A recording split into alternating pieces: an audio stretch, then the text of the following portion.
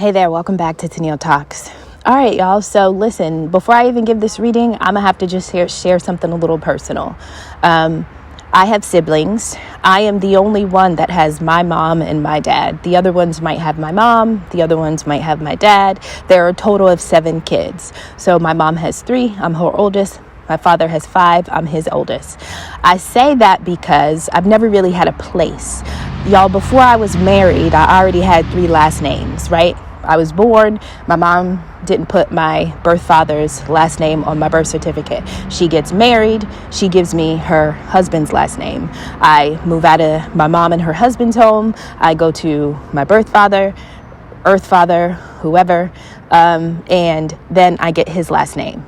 And then I get married and I'm like, fuck it, I'm not changing my last name, right? So anyway, that is important because I just personally never really felt like I belonged. I just felt like you got to get in where you fit in. Wherever you are, you just kind of assimilate to the environment. Now, living with my father, they had a complete home. He and his wife were married. They had 2 sons. And then I, come damaged group home experience, all the different experiences that I went through in my mom's home. I just kind of moved into my father's home.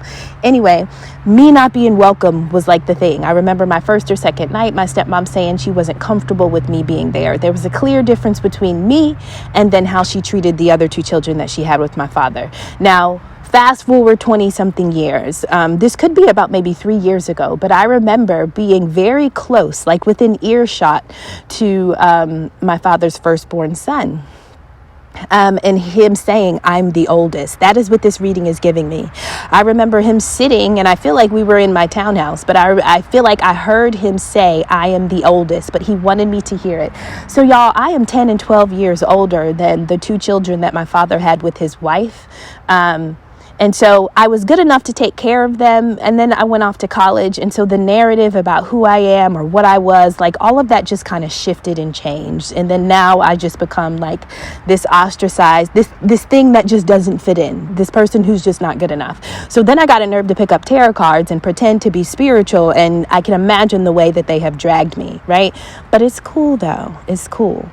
Y'all, so what I do know about myself personally is clearly I'm spiritually gifted. I also know that I have a family of Baphomet-footed wannabes who have no magic, but they have money. And so they feel like because they have money, they can make magic happen, right? And so here I am spiritually gifted and broke, right? But I can do shit they can't do. And so if they have money to move or to make moves in my life, to control my life, to dictate my life, to set me up, this is what they have done. That is their form of magic. Now, you can't fuck with everybody. And for a period of time, you will successfully be able to mess with a chosen or a divine one's life until you can't. This reading is giving me an incident that just happened to me. And obviously I know when people are sent to me, nobody is random. And I imagine that my family is always behind the scenes attempting to kind of get me off track, right? So y'all, most recently they sent me, I don't want to be disrespectful to anybody that's not tall. So I'm not going to go on in. I'm not going to talk about his height because I have no problem with people who are shorter. So let me just stop right there so I'm not offensive.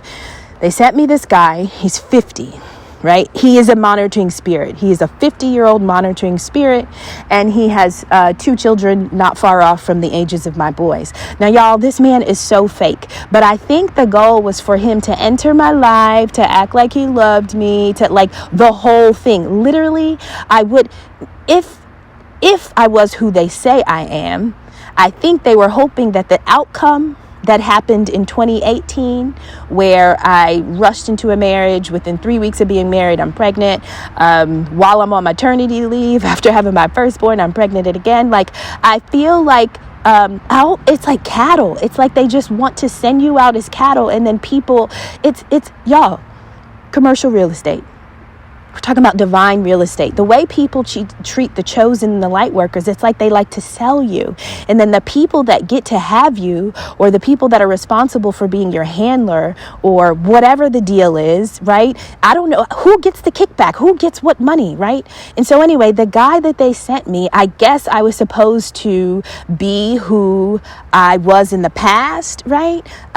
Maybe they didn't know that I grew. Maybe they didn't know that I developed. And so they're still hoping they have a chance. But no, it is judgment season, right? So anyway, they send this little guy to me with a swollen prostate, right? And I know that because I heard him pee one time. He left the door open. And y'all, a lot of times, listen, a lot of the people that are hoping to access divine energy, they're sick.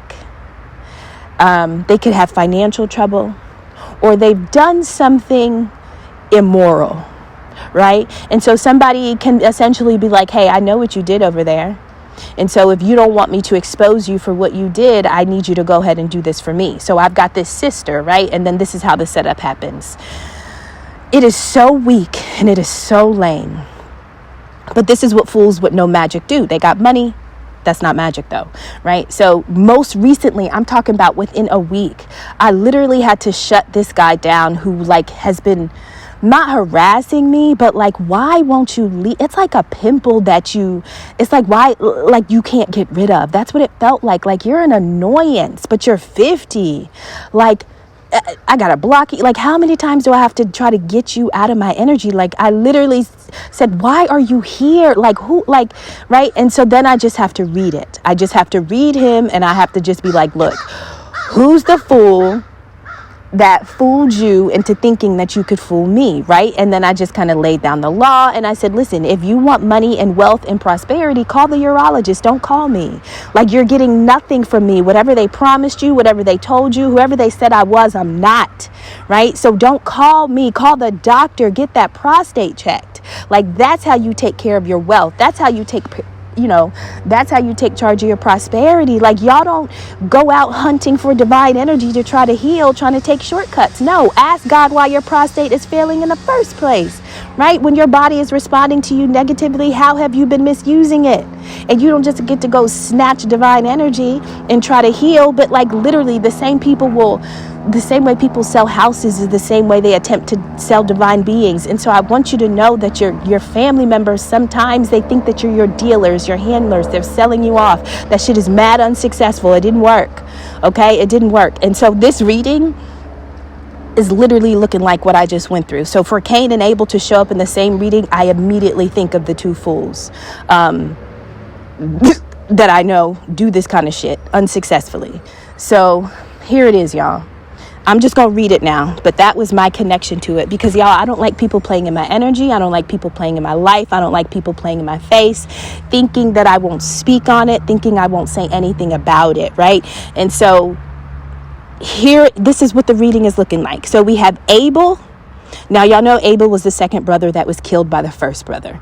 Cain was the older brother who was, murdered the younger brother out of envy, right? God favored the offering of the younger brother. The older brother felt some kind of way and was like, well, I'll just kill you. Like, easy. That's how the story goes. So I am seeing that Abel, first of all, both of these brothers are still alive, right? So that's the biblical story, but I think this is important. I know that Spirit talks to me many different ways, but the fact that these two have come up next to each other, this is very personal, so I got to go back to my own story, right? So essentially, one of the two brothers gets a message, and the message is concerning. Why? Because this is a message of judgment, right? So you have brothers who have been bullying, brothers who have set up a plan to bully somebody, but this is a contract, right? Y'all, this is so lame, but this is energy. I want you to know our entire life is energy, right? And so the way you see yourself, if you are a divine being, nobody else is looking at you the way you see yourself or the way you see other people. I think part of our problem is a lot of times we don't recognize who or what we are, and we just naturally think everybody is like us. And then once you realize that your life has been something that you really haven't planned out, this is how this is discovered. So anyway, let me just tell you the story. So this guy, essentially, I just pretty much said to him, like, yo, like, you gotta stop. Like, love spells don't work on me. Sex magic, like, all that shit y'all do don't work on me. Like, God is with me. And the only people that do that are the ungodly and the weak. I am neither, but I guess you are. Like, seriously, go get a life. I also said to him, yo, you have 2 daughters. Do you understand that what you allow or what you participate in, what you do to women, you have essentially sanctioned at some point in your daughter's life for that same energy to welcome them? Like, this is what you want to be at 50? Like, this is how y'all win? You know what I'm saying? I was just so sick of it. And sometimes, like, I try to go along with it for at least a little period of time because I like to give people grace. Like, I want people to kind of catch themselves, right? But then there's a point in time where my spiritual team is like, pull the plug, right? So I essentially had to pull the plug, but I feel like the reading that is in front of me is literally about this. So right now, Cain and Abel decided to be bullies. They decided to contract or create a contract. It almost looks like this mature man wanted a new beginning. He wanted a new beginning. And so they say to this mature man, you can have her. She's promiscuous. She sleeps around a lot. She's hot, but she's a free-for-all. She'll sleep with anybody's man, right? Like, this is the energy, right? Okay. This is the energy. Now, they are saying that this person is promiscuous, and under promiscuous is an 8 of Swords. This is what they like to do. They like to cause magic. They like to put you in a state of really not being in control mentally. 8 of Swords is literally being in a mental prison, being trapped. And so this is essentially somebody who has tried to trap you in the energy of being promiscuous, of having no boundaries, right? But they've projected, now this could have been a rumor, right? This could have just been a rumor, but a rumor is spell work, though. You know what I'm saying? Like, once it leaves your lips, you have cast a spell, right? And the fact that you could damage another person's character based on a lie is wild. But this is what people do, okay? So they have just 8 of Swords, a woman.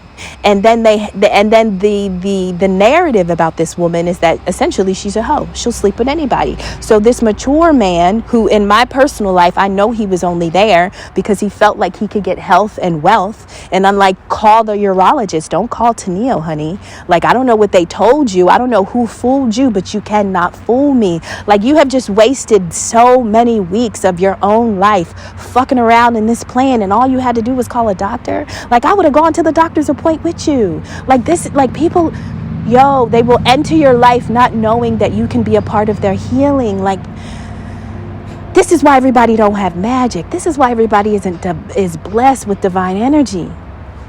And so when they cross paths with you, they just think it's something that they can market. They think it's something they can sell. They think it's something that they can fucking ration, right? And so anyway, one of the brothers, the younger of the two, gets the message that's concerning because guess what? Whatever the contract was that they have said this promiscuous woman has become available to this mature man, right? Whatever this contract is, it's broken. But why is it broken? Because it comes out on the sun card, meaning the lights are on. She knows, she saw, right? The deal isn't working, right? And so the deal was essentially to embarrass, to gossip, and to bully somebody with lies, to tell lies about a person, right? And then you send somebody in who is hoping to benefit off of somebody who is not in control of their sexual energy. Listen, a divine being that is promiscuous or who sleeps around is somebody who doesn't understand the gold. They don't understand their essence, right? And so when you are divine and you are sexually fluid and you're just free, right? Somebody else is benefiting off of your energy and they're converting it into wealth. They're converting it into health. It is really amazing. Like, once I understood, like, I'm like, wow. But I guess if you don't have no magic, you have to figure out how to get it. You got to figure out how to get it. And so these are the things that people do, right? Now, the contract is over because I see the sun card, meaning they were enlightened. They knew. Now, why is the contract broken? Next thing I have is high honor, emotional intelligence, 8 of Cups. Because this person is not a fool. High honor, meaning this person is here for a bigger purpose. They're not just here to be on their back all day so that you broke Yeah. And when I say broke, I'm not talking about the depth of your pockets. I'm talking about spiritually broke. You people are spiritually poor.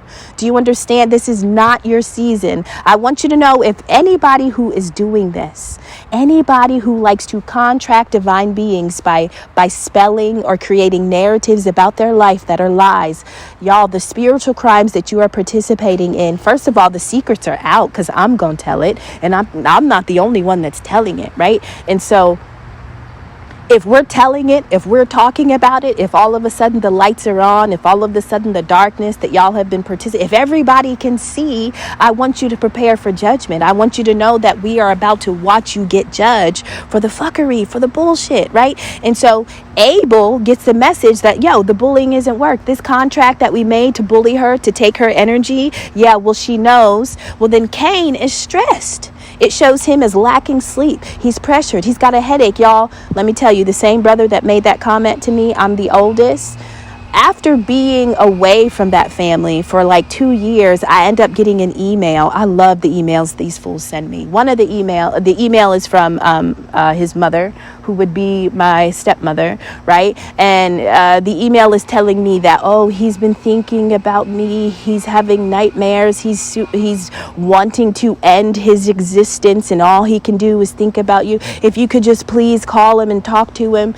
Y'all aren't getting my energy. Like, I see you next lifetime. See, like, what can you imagine doing everything you've done to me, not knowing that I know, and then you call me for my help? You call, like, y'all, this really happened.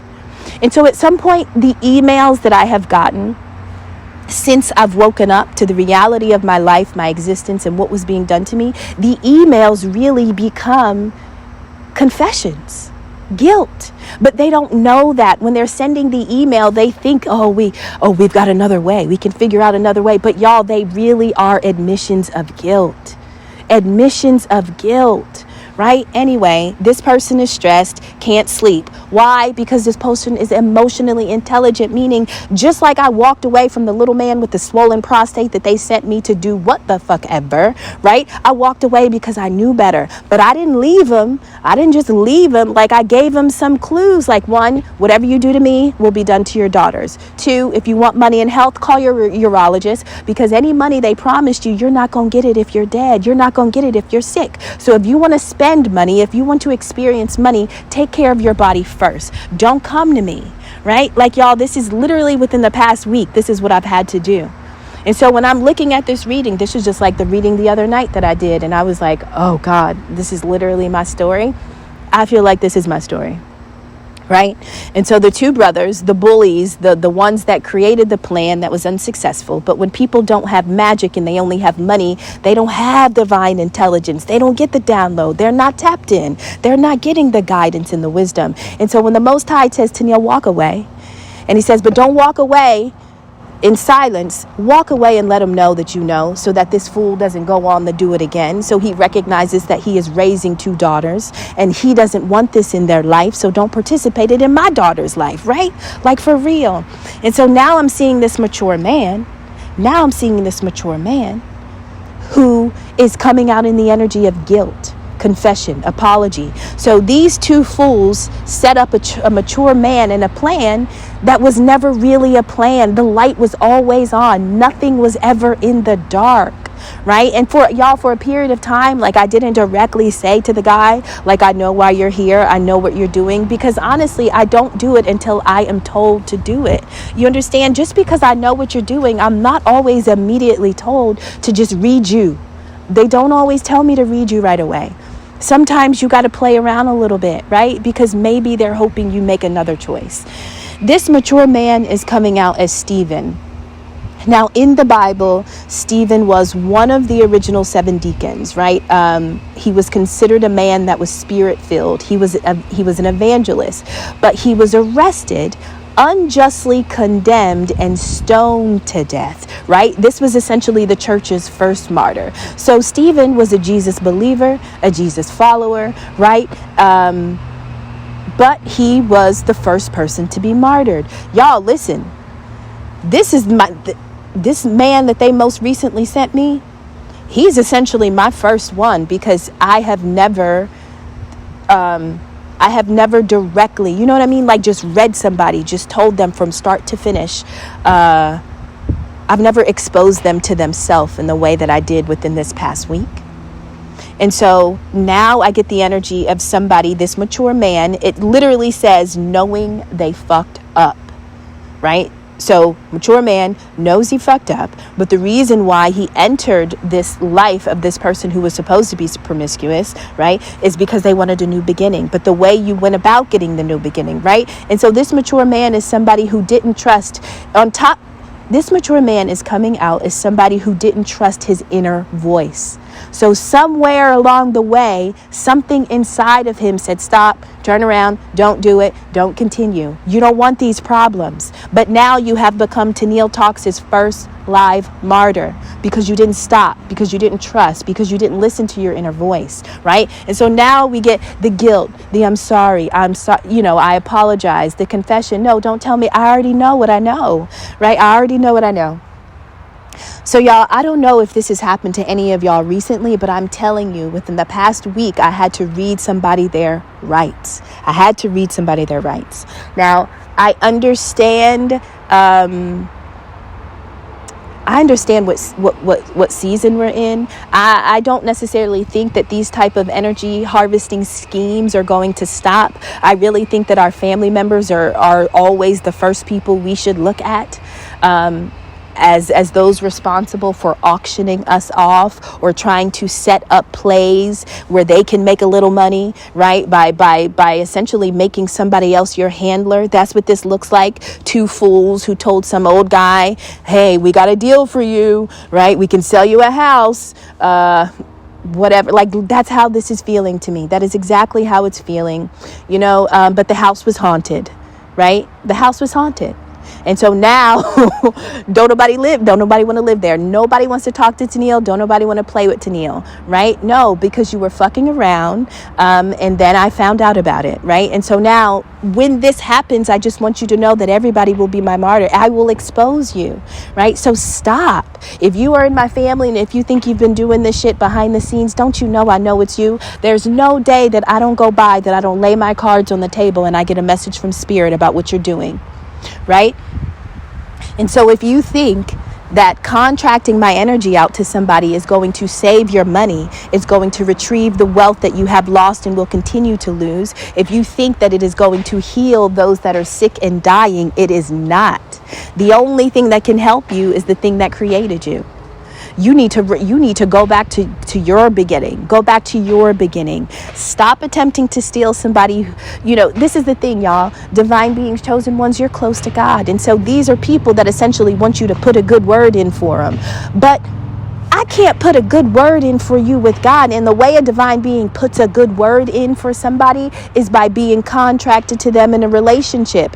If I date you, that's me giving my good word, right? Because I'm sharing my divine energy with you. No, nobody, no, stay back. So the promiscuous woman who was supposed to be in this mental prison, right? Who wasn't supposed to be self-aware, wasn't supposed to have control of their sexual energy, didn't know, what their solar plexus really could generate. This person now has self-esteem. This person now knows that they possess gifts. Now this person understands that the gifts they have, those are gifts of the soul. Well, the soul is the oldest part of you. The soul is the part that don't die, right? And so listen, when you understand the wealth that your soul is carrying, none of this shit can work anymore. And so these are people who understand what your soul has, the potential of your soul, because they understand your past lives, y'all. If you were a whole goddess in your past life, don't you know you did not walk into this world broke? But if other people around you, mostly in your family, if they have done supernatural things to kind of look into your life, meaning by way of your birth chart, they'll know the gems and the treasures that you're carrying. And so you become a house that they flip and they resell again and again and again in order to generate wealth, in order to generate income. But here's the thing, y'all. I get the energy of Joshua in this reading. So Joshua was Moses' successor, right? Moses got everybody to the front gate of the promised land, but Moses didn't enter it. It was Joshua who was the successor. It was Joshua that led Israel into the promised land. I am getting the energy that some of y'all have the Joshua anointing, meaning you are the promised land. You are the promised land in your family, whether you knew it or not. People access your energy. They access your essence in order to get to the promised land in their own life. But if you don't know that you're Joshua, if you don't know that you're carrying the anointing, if you don't know the gifts of your soul, then you can't tap into those memories. You can't tap into the essence of you. And so this is somebody that has the Joshua anointing, that was sent here to walk and to lead others into the promised land. But maybe they had handlers in their life, handlers called mothers, handlers called fathers, handlers called grandparents and aunts and uncles and cousins who had been handling them, using them as their own personal key to promised lands to access. Yes, but as soon as you remember your Joshua, it's almost like the lights come on and now the demons can't play no more. And so this person who was supposed to be in a mental prison while also being promiscuous and very loose with their sexual energy, this person got self-esteem. This person knows who they are. They understand their anointing. They understand what they're supposed to do. So shit like this just don't work anymore. So y'all, I had my version of somebody who's been trying. Y'all, it is so fake. Watching these people perform this, it is so sad because it's like, dude, you're 50. Like, this is how far you got at 50. This is really what you wanted to become. And it's just like, why don't you believe that you can gain access or health or wealth or prosperity any other way? These are people who don't want to do the work. So they find people who are close to God, and they know you're close to God by your energy because you have a signature, because you have an essence. And so they're like, well, let me just love on you a little bit to try to get a contract with you. Because if I'm in a contract with you, then hey, that's as close as I'm going to get to God, right? Is by being connected to you. But how did he know that you were close to God unless you had some shady, broken, spiritually poor family members there to auction you off? And so that's the energy I get in this reading. Two family members, they could have been brothers, right? Who essentially attempts to sell a house to make a deal. But the house is haunted. Meaning spirit is already alive. There are spirits living in that house that won't allow you to live there comfortably. Meaning if you were to get in a relationship with me, I would haunt you with truth. I would only need the truth to do it. Can you imagine the truth being haunting to somebody? But how long have you been living this lie? How long have you been far away from God? You know what I'm saying? Y'all, as a divine being in this season, one of the best things you can do is to just tell the damn truth. Tell them what you know. Tell them what you see. Read them their rights. Sir, if you don't stop this, I am going to be your worst nightmare. And you also, in this reading, I have somebody who broke out of the prison of promiscuity. They understand their self-esteem. They remember the anointing, the calling on their life. Y'all, if this is you, don't let nobody come in your energy and try to love bomb you, try to marry you just so that they can get close to God and have access to your essence. Y'all, this is not the season. And so for all of my family that think that I don't know that you're doing what you're doing, I do know. And if you continue, I'm going to keep exposing you. This is not your season. All right, y'all, I love you. Talk to you. Bye.